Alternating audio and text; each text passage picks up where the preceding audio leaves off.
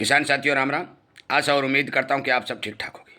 साथियों, हम चर्चा करने जा रहे हैं गेहूं और चना के ऊपर आने वाली रोग और बीमारी की रोकथाम के ऊपर, क्योंकि इन दोनों ही फसलों के अंदर मौके के ऊपर जो बीमारी दिखाई देगी, यदि उस बीमारी को कंट्रोल नहीं किया गया तो मान के चलो कि किसान को अच्छा खासा नुकसान होने की संभावना नज़र दिखाई दे रही है। मैं आपकी जानकारी के लिए बता दूं कि प्रत्येक बीमारी की रोकथाम के लिए हमारे द्वारा समय समय के ऊपर वीडियो बना करके किसान तक पहुंचाने का काम किया जा रहा है। और इसी क्रम में जो आज हम गेहूं और चना के दोनों के ऊपर जो वीडियो बना करके आपको दवाई बताने जा रहे हैं, यदि आप उस दवाई का ठीक से छिड़काव करेंगे और समय पर करेंगे तो आपको 100% फायदा होगा। उम्मीद करता हूं ये जानकारी आप किसानों तक पहुंचाएंगे, शेयर करेंगे, ताकि आने वाले समय में किसानों की फसलों को रोग और बीमारी से बचा करके अच्छा उत्पादन लिया जा सके। आप भी इस बात के इच्छुक हैं कि आपको भी इसी तरह की जानकारी मिले तो सब्सक्राइब करके इस चैनल के साथ जुड़ जाइए। साथियों, गेहूं के अंदर मौके पर 2 बीमारियां आने की संभावना दिखाई देंगी। पहला पीला रतुआ और दूसरा बाल के अंदर तेला। वैसे तो मैंने खेत में जाकर के एक वीडियो बना के आपको बता दिया है कि पीला रतुआ की पहचान जो हमारा चौड़ा पत्ता है उसके ऊपर पीली पीली धारियाँ बनना, और जब उसे रगड़ने से हमारे हाथ पर पीला पीला पाउडर चिपकना या सफ़ेद कपड़े के साथ रगड़ने पर पीला कपड़ा सफ़ेद हो जाना, यह सब पहचान पीला रतुआ की है। दूसरी बात करता हूँ तेला की। साथियों, बाल की जहाँ मक्खियाँ बढ़ती हैं उन मक्खियों के बीच के अंदर हरा तेला प्रवेश चिपका हुआ दिखाई देने लगता है। सबसे पहले पेड़ पौधों के नीचे दिखाई देगा, उसके बाद पूरे खेत में प्रवेश कर जाएगा। पीला रतुआ और तेला ये दोनों यदि गेहूं के अंदर प्रकोप के रूप में दिखाई देते हैं, बढ़ जाते हैं, तो आपको 15 से 20 और 30 और 40% तक का नुकसान इन दोनों ही बीमारियों के प्रकोप से आने की संभावना बनती है। इसलिए पहले सुनिए कि इसका हम इलाज कैसे करें। साथियों, आपको पता है कि पीला रतुआ को रोकने के लिए टिल्ट नाम की प्रोपोकोनाजोल नाम के साल्ट की दवाई हमारे बाजार में आती है।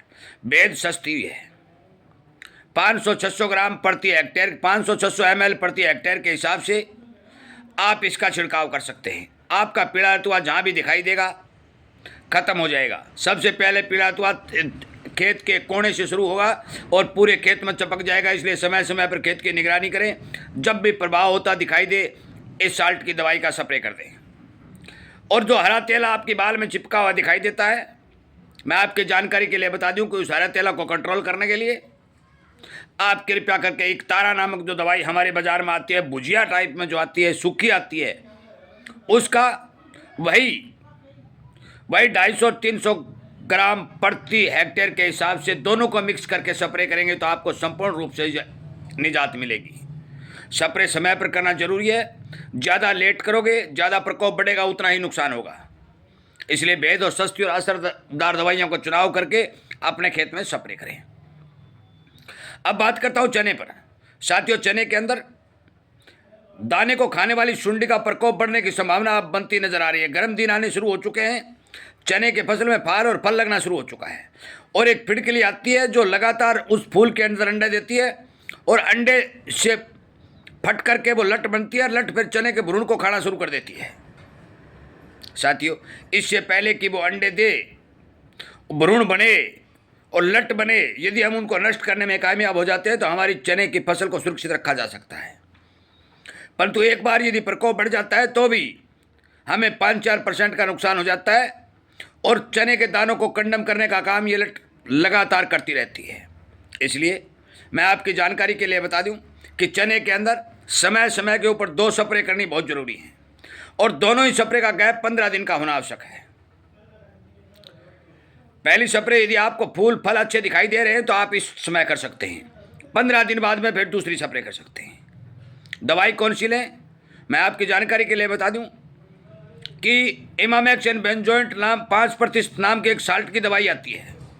इमामैक्स बेंजोएट जो प्रोक्लैम के नाम से आती है, वह सस्ती भी है, और 250-300 ग्राम प्रति हेक्टेयर के हिसाब से आप इस दवाई का यूज कर सकते हैं।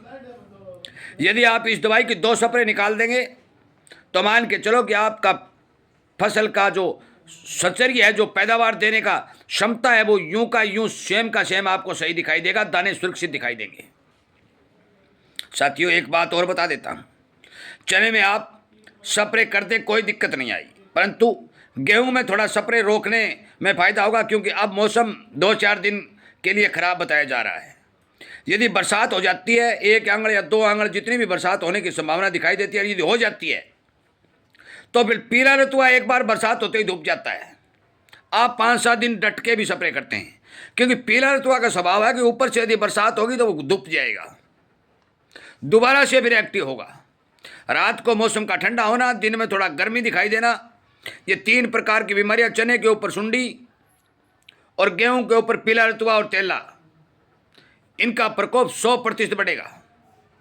मैं आपकी जानकारी के लिए बता दूं, जो किसान एक्टिव होकर के अपना काम करेगा, अपनी फसल को बचाने का काम करेगा, तो कम खर्चे में ये दोनों ही फसलों के ऊपर ये दोनों बीमारी, ये तीनों बीमारी का कंट्रोल की जा सकती है। कोई ज़्यादा भयानक और ख़तरनाक बीमारी नहीं है, कंट्रोल करना बहुत आसान है। इन दवाइयों का यूज करने से ही ये कंट्रोल हो जाती है। ज़्यादा पैसे लगाना या बाज़ार की भ्रमित जानकारियों लेकर के अनेक तरह की दवाइयाँ फसल में डालना कोई अनुचित नहीं होगा, खर्चा बढ़ेगा। बहुत कम खर्चे में ये तीनों दवाइयाँ बाज़ार में उपलब्ध हो जाएंगी। समय पर खरीदिए, समय पर ध्यान करिए और फसल का निरीक्षण करते हुए समय पर स्प्रे कर दीजिए। मैं आपको विश्वास के साथ कहता हूँ कि आपके प्रोडक्शन में कोई फर्क नहीं पड़ेगा। आने वाले समय में मौसम में परिवर्तन होने की संभावना दिखाई दे रही है। यदि और भी कोई बीमारी का प्रकोप बढ़ने की संभावना दिखाई देगी या किसानों द्वारा कोई बात निकल के आएगी तो वीडियो के माध्यम से आप तक पहुँचा दी जाएगी। वीडियो सुनने के लिए, किसानों को जोड़ने, किसानों को सचेत और सावधान करने के लिए और हमारे इस जागरूकता अभियान को तेजी देने के लिए आपका बहुत बहुत धन्यवाद।